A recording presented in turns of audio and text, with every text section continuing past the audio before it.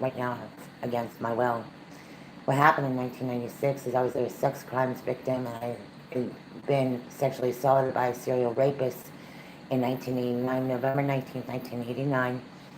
And I had some assistance from my friends at college. And since that time, there have been other assaults, including a man who had sodomized me. And he, these people actually mislead a lot of families and victims. I have a page called The Court of Public Opinion, and I discuss these matters and much more on topics about sexual assaults because I was and I am a rape survivor and victim of sex crimes. I had also had a sex crime done on me April 19th, 1999, and the police report was basically botched, and most of the assault cases were botched.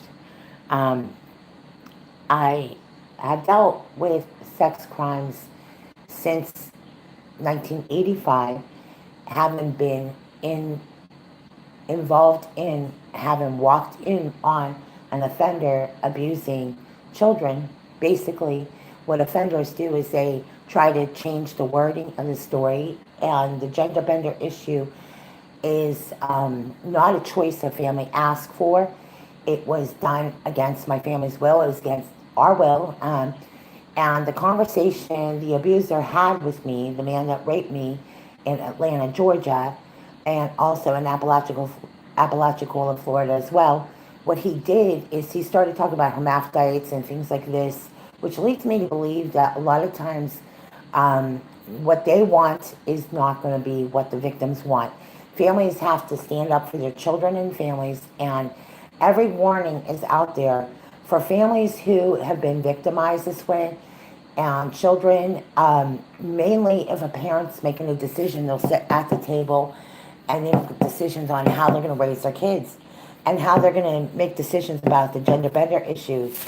And let me say this, dressing your kids up to be a little boy or a little girl when their gender is opposite of that point, conversation needs to change. First of all, legal guardianship issues on that, and easy targets and easy prey. YouTube, all these channels that we've seen on Facebook and the comments that are made, they have a filter for everything out there, and they can go through every thread, and they can go through all these assault cases, incident report, and sexual assaults. Because I can be one of those same, I can say for a fact that anyone, it's good to speak out. It draws a lot of clarity to what's going on. When an offender says things, it's amazing what they say in private. There are things that have been said to us and have been said about us that are untrue. And because they don't sit at the table and discuss it, it makes me, one, believe that there was someone trying to pull some sick stuff for a while. And the sodomy case is very relevant. And when somebody starts raping and assaulting someone, let me share with you, there is going to be a response. Now, how that response comes together, that's the beginning of phase one. And let me say this, for every rape and assault crime, that whether it's underreported or not, it wouldn't matter what it is. There are plenty of victims out there that have been raped and assaulted. Plenty. In fact, there are a lot more victims out there than you think. And I want to share also my concerns about what happened in Mount Lebanon in Bethel Park, and also some offenses that were done against our will. Again, yes, against my will. And how people make decisions about my family, because we were in foster care, and Project Pennsylvania to me shouldn't just matter to people with children in foster care. It should matter to everyone. And what the response has been on the street is that is exactly the outcry. And at the same time, last week, I learned, having spoke to Representative Daryl Metcalf's office about the Second Amendment, and how there's a push to remove gun rights. And it's ironic, like they won't go after the rape assault issues. We've been asking for 2 years about HB 951. HB 951 will give the victims the ability to sue their rapists and abusers. And HB 951, what it does illustrate, and yes, again, I will repeat that we have group pages, including the group pages, If These Walls Could Talk, and other, basically harmless stuff. Project 3 Recovery is a page for victims and crime victims to speak out on these issues. And we've been accused of things on YouTube that are just untrue. And if they're going to make accusations like that, they have to back up their accusations again. Or, because there are issues on YouTube. There's copyright issues. There's issues whether Warner Brothers says so or not. It's actually a Fair Use Act that protects anyone consuming. Listen, this stuff is on YouTube. And they do this on Facebook. And what they do is they ask you to sign up for a page, and then they turn around saying, you're violating the community rules. Well, listen, they didn't say that in the beginning. The rules seem to change over time, okay? So, yeah. So this is what's going on with Warner Brothers and some of these other channels.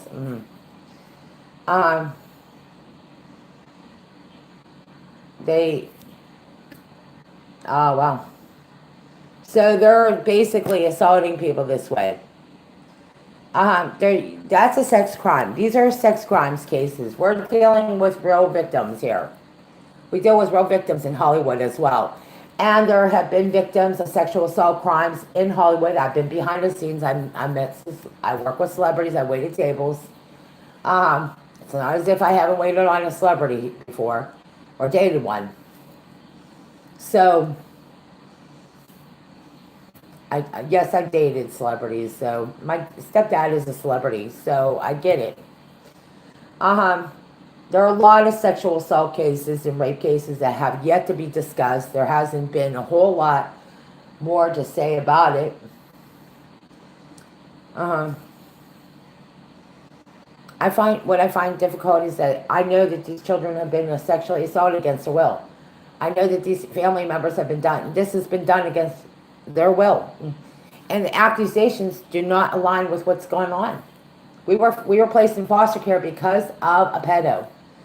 And I'm going to make sure that our story gets out. It's going to get out to Fox News. It's going to get out to major news channels. And we've been interviewed before, so I'm not arguing with these people anymore. First of all, they got to get their facts straight. They got to get their story straight. And they can't be throwing victims out in the street and then accepting money from crime assistance at the same time. You can't have it both your way. You cannot have it both ways. And this is what these people have been doing. They want their cake and eat it too. They want to say that, they can placate. Listen, I read a lot of the comments, and I see how a lot of people placate this, and I'm paying attention. And when you see the sex crimes cases, and this is what the argument was at during the confirmations. And you know what's ironic is that the media's propaganda is using this very argument, and they haven't really even asked the real victims whether they're going to pass HB 951 here in Harrisburg, and also in places like California, where it's practically ready to fall in the ocean. Okay. With all the other problems that have happened. And let's go on, because I want to share this. This is really, really important about the Arch of Baal. I just was watching Mideast Prophecy, and no kidding, if we hadn't been led right into it.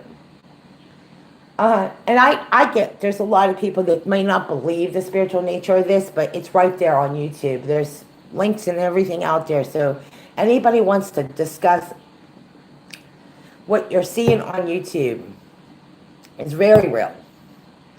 The Arch of Baal, the pipeline of abuse, the pipeline of children, the pedo ring in Project Pennsylvania. To me, when you start hearing about, and I'm sorry that it's dark out here. I had to darken it out because I want to make sure we get what we need out here.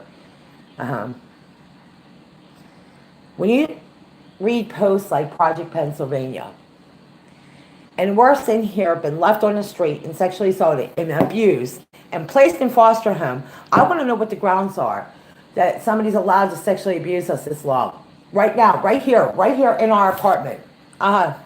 Because I sent this over to the Butler County Police, and I've sent stuff over, and we're going to keep sending stuff over to the FBI. And they're going to go through everything like a fine-tooth comb. Because they're not going to sit here and ignore it that long. Not when it, no. Yeah, it's been forwarded to the FBI. And then everything is. Because eventually, the real story is going to get out about what happened to some of these families and victims. And we're going to get to the truth. And we'll get to the bottom of a lot of stuff. Because eventually, when the story gets out, the way it's supposed to be told, instead of how they want to tell it. And I contacted our attorneys, and yeah, we won a constructive discharge case as well, Supreme Court case, and we are undefeated. Thank you very much. Arguably, all that aside, it's a public safety issue. That's why we're addressing it. We're not here to upset people on our Facebook page and YouTube page. It's a public safety alert. This is that time of year. This is information you want to get out, whether it's on YouTube or on WPXI or WTAE. This is what you want. You want to keep your porch light on. You want to have those programs up. You don't want to be at an unnecessary danger. That's what awareness is about. And thank you to everybody who's participating in this awareness project, because honestly, you know what the rude awakening is? When you have to find out whether your kids or family are in danger and they're not talking to you. That's why I'm addressing it. For one reason alone. Because the children that you deal with don't have the ability to speak for themselves. And all they have to do is point. It's that simple. And the word on the street is that when you start seeing meth and fentanyl, and what happened here in Butler County, when they start sending envelopes, they could do it to anyone here in this neighborhood. They could do that. If they could do it to a prison guard, they could do it to anyone else. So be careful. Look around you. Make sure you have like something to cover your mouth with, because believe me, fentanyl, and if you don't have Narcan training, you might want to look into Narcan training. It's got to the point where you just got to be very careful, because things are getting more evil over, and it's not just YouTube, Facebook anymore. When you're walking to your car, there are safety things you can do. You can be, basically what you want is, you want to pay attention. When you're texting and, going about your day, and make sure you look around yourself, keep one hand free of, like, a lot of people, they'll go back and forth inside a grocery store, and they won't be paying attention, and they're texting, and they're holding like groceries or something like that, and they're walking out of the store, and somebody could easily disarm you, meaning you could be caught unaware because you're texting and driving and things like that. That is a reality. That's the way it is. I was down in North Carolina. There was an alert during this time in 2015, and it was an IED underneath a woman's vehicle in Oklahoma. I was just up in Erie County, and what happened in Erie County is that there were all kinds of, let's just say, for the most part, in Erie County, I was driving up there last year. I was going up